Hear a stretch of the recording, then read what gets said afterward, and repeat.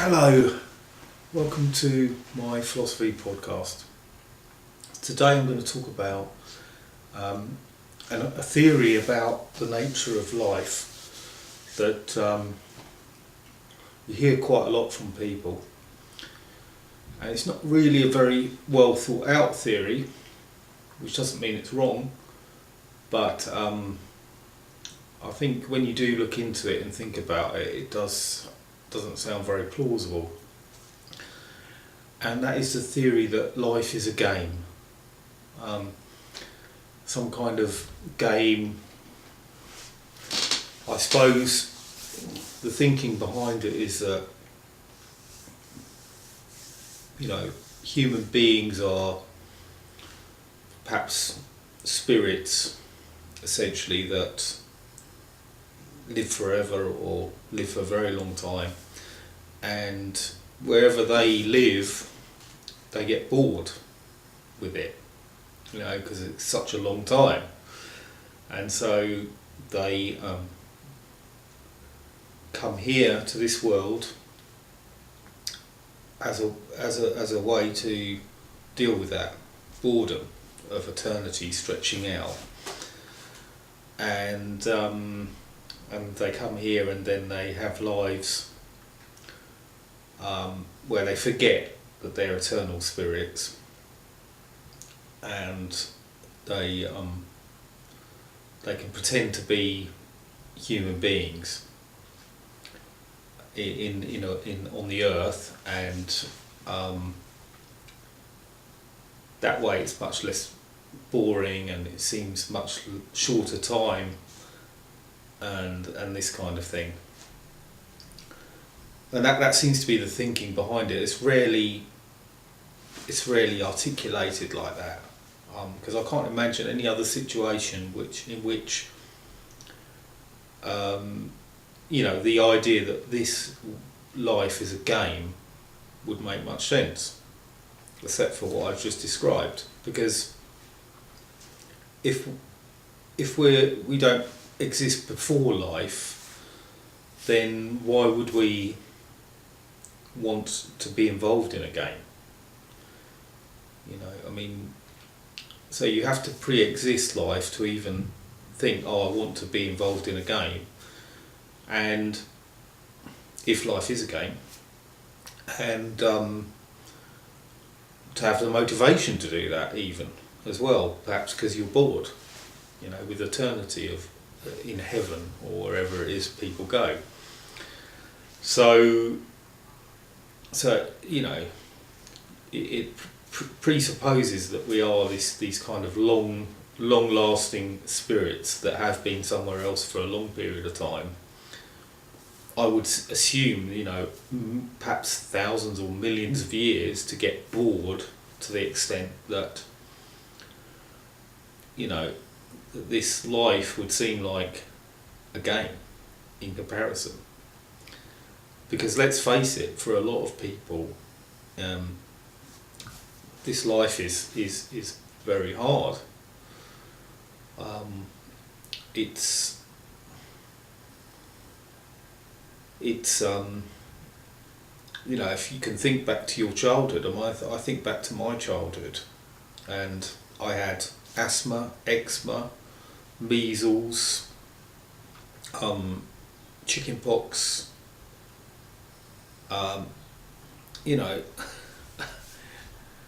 lot of it was pretty intense suffering, to be honest. And even as an adult, there's a lot of very difficult things we all deal with, or most of us deal with. And that's somebody who's living, a relatively privileged life in this world compared to, certainly from the 70s on, 70s, 80s, a lot of people in the world were living in dire poverty, and they still are.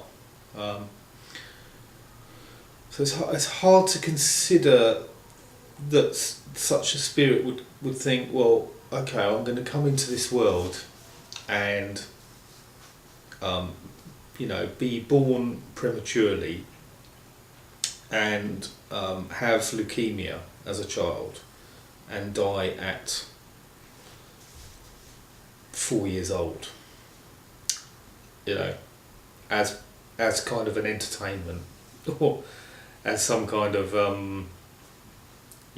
break to the eternal stretch of time to deal with boredom or whatever it is, as a game, as a distraction or entertainment. And of course there's millions of other examples of lives that people lead that it's hard to imagine those lives as being interesting in terms of a game. And to be honest, even my own life, I can't really see that would be a choice as a game. It's quite a long game, and it doesn't seem to have a particular goal. I can think of a lot better games, I think, if that's all that was required. And so I don't think that really makes sense. And when you think about it, you've got there is aspects to life that are game-like. For instance, games themselves. If you play a video game, that is a part of your life that is a game. Or if you play chess with somebody, or you play cards with somebody, that part of your shared life is a game. Partly. It's not only a game. There are other things going on. You might get a phone call, or you might get a twinge in your leg or something, which is not part of the game. And I think this is a problem for a lot of theories about life that really involve something that is a part of life, but isn't the whole thing, I think. So games are like that. People sometimes say this world is a lunatic asylum, and I think it's partly a serious theory about the nature of this world. And again, it's an idea that there's eternal beings or very long-lived beings that come here because they're ill, because maybe they got bored or so bored that they've become ill. Or for some other reason they degraded psychologically, and so they come here to perhaps help with that, and that's a better explanation, especially when you consider some of the lives people lead. That I can see that might be necessary for certain mental conditions that people have. For instance, they might be born mentally ill or mentally disabled. It's hard to understand why someone would choose that as a game, but as a treatment to get them to understand some psychological problem they have, that makes more sense. But then there seems to be an awful lot of people with mental health problems in that case. We've got 7 billion people here. Now, okay, perhaps not all of them would be. I mean, if this world is a hospital, obviously in a hospital you don't just need the patients, because you need the people to treat the patients, to look after them, and so on. So presumably some of the people here will be fulfilling that role. And perhaps some of the people who are born, say, with mental illness, are not here to learn something, but to teach something, so that they can show a really strong example to some people of the actual illness they have, so that they might be seen as volunteers who want to help people by coming to this world with massively exaggerated symptoms that those people actually have at a deep level themselves. And this all makes a bit more sense. And then you could say, well, what about some people might come to that hospital as part of an entertainment? So, much like we might watch a documentary on television about a mental hospital, in a sense we're then entering that hospital and becoming part of it, even though we're watching it through a television. Well, wouldn't that be possible that people could do that from a spiritual realm, see this place that's a mental hospital, and come here just as out of interest, curiosity, and to learn, and possibly for just pure entertainment value. So this is all possible. And then there's another theory that this is a school in which, young souls, new souls come here initially, perhaps to learn, about themselves, about existence itself, maybe even to decide whether they want to exist. So the advantage of this idea is that the souls do not need to be pre-existing. So that this is their first place that they come. And of course this would fit in more with a lot of traditional religions, where they have this kind of idea that we come here and then we go on to heaven or some eternal paradise,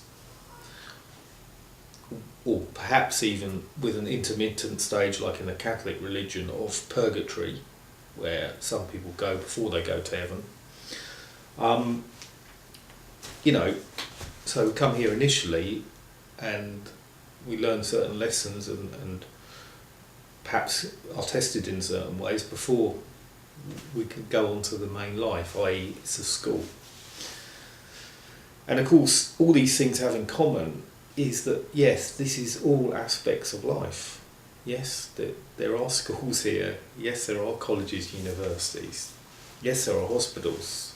There are mental hospitals. There's psychological therapy going on. And there are games going on. And there are all these things going on in life. And so I think, ultimately, yes, perhaps all of this could be happening here. And it certainly is happening here to some extent. There's no doubt that people are playing games and learning things and getting treatment and therapy, and nearly all of us do all these things at different points in our lives. And so yeah, it's possible, but I think all of these ideas about life are really a bit over focusing on a particular aspect of life. I'm not making a triangular symbol there, but yeah, they're over focusing on a particular aspect of life, and they are missing then the enormity that life is. And I suppose that's the appeal. It makes it simpler. It makes it, puts it into a nice little box. Oh, life is this, life is that. And from that point of view, we can feel a bit more like we've got some handle on what life is, where the reality is perhaps that life is everything, really. It's existence. This is an existence, and even if there is a future existence which goes on forever and so on, or even a previous one, and we've come here temporarily for a break or education or treatment or whatever it is, or all those things, that would be life as well. It's all life, and so it's all life, and it's all these things all together. And there's no need to simplify it or try to put it in a little box. we can just accept it as it really is. And I think that's the best way to do it. So thanks for listening. Bye.